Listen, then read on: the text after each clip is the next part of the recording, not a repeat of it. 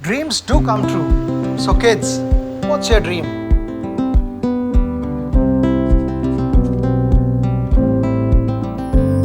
What more is new? So bright, colorful, and new. Sometimes it feels hard, but you don't wanna give up.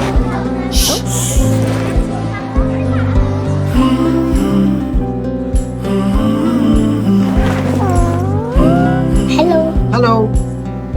Hi. You can see my dream?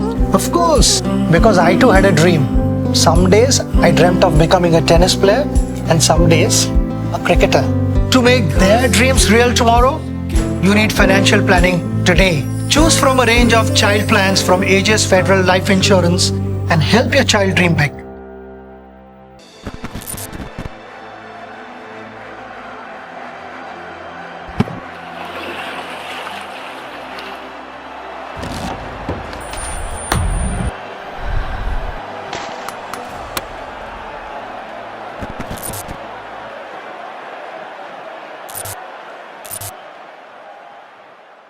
If I see Virat's record in Australia, it is perhaps as good as Sachin. I mean, look at it, 400s in 2014. He's been stellar.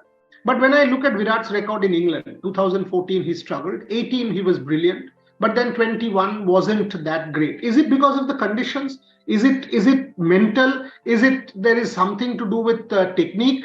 How I mean, for a batter of his quality and caliber, the best in the world, if you see the entire career, only one tour has he been able to do what he would like to do in England. How do I understand this? Yeah, it's difficult to understand because he has played well in England. He knows how to play well in England. I think the biggest difference that I found, playing in England was that, the bowlers, particularly when you were playing against England teams, the bowlers were very adept at bowling in those conditions, and they knew the length to bowl, they knew the line to bowl, and they knew that it was really a matter of consistently hitting their mark, and the pitch would give them some assistance. They're not playing against an England team this time. They're playing against an Australian team who perhaps don't have the same experience and knowledge of bowling in those conditions. And the Oval is probably as close to an Australian pitch as any pitch that they're going to get in England anyway. So, I don't see anything from a technical point of view that would bring it about, other than batting in England is probably the most demanding of anywhere in the world because of that movement, that late movement, particularly the movement from the pitch. So that would be the main reason. I saw a lot of his performance in 2018, was it, where he had such a good series in England. And I mean, he looked a class player. He looked at a class above, the average player. And I don't understand why he would have struggled, other than maybe, the England bowlers have found,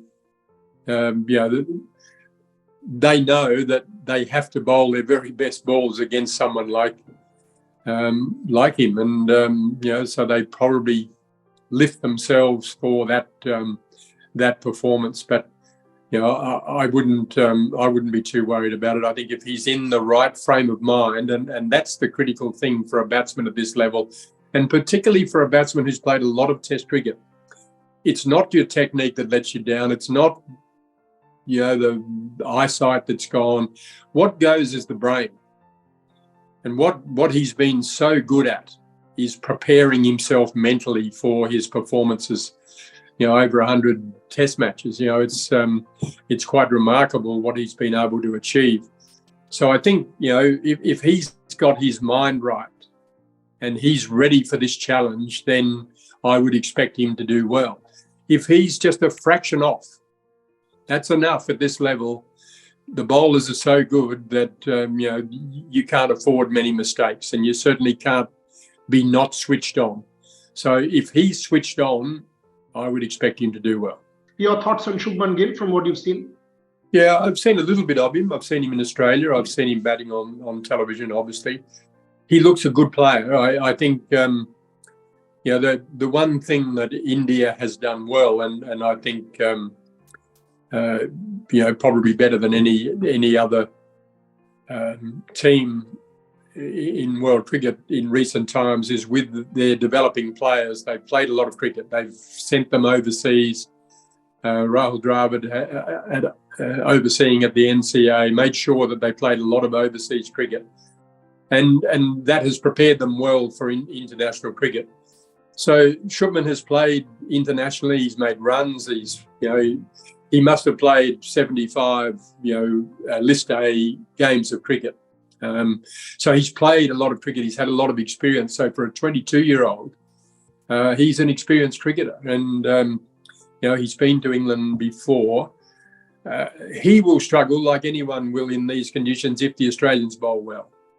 I think the bowlers that will bother him, will trouble him mostly. Obviously, the extra pace of Stark worries anyone. That can, that extra bit of pace gets good players out. The extra bit of bounce gets good players out too. And I think, if Hazlewood is fit and plays, he could be a problem for Shubman. If Hazlewood doesn't play, Boland will most likely play, and he's another bowler that will trouble anyone because he bowls a good line and he bowls a very good length for English conditions. The wicket at the Melbourne Cricket Ground has been good to bowl on in recent years, and he's really learned to bowl a good length which will suit English conditions. And I'm not going to go into detail about it because I don't want to give too much away. I'm sure the Australians will have seen some of the things that I've seen. There's just a couple of little things that Shubman does early in his setup that makes him vulnerable to that length around off stump. And the ball that bounces a little bit extra, I think he's susceptible to nicking off behind the wicket, and that will be an area that obviously the Australians will focus on. But he's a very, very good player, has a lot of skill. If they don't bowl well, he will punish them. Would you go in with your 2 spinners and maybe 3 fast bowlers?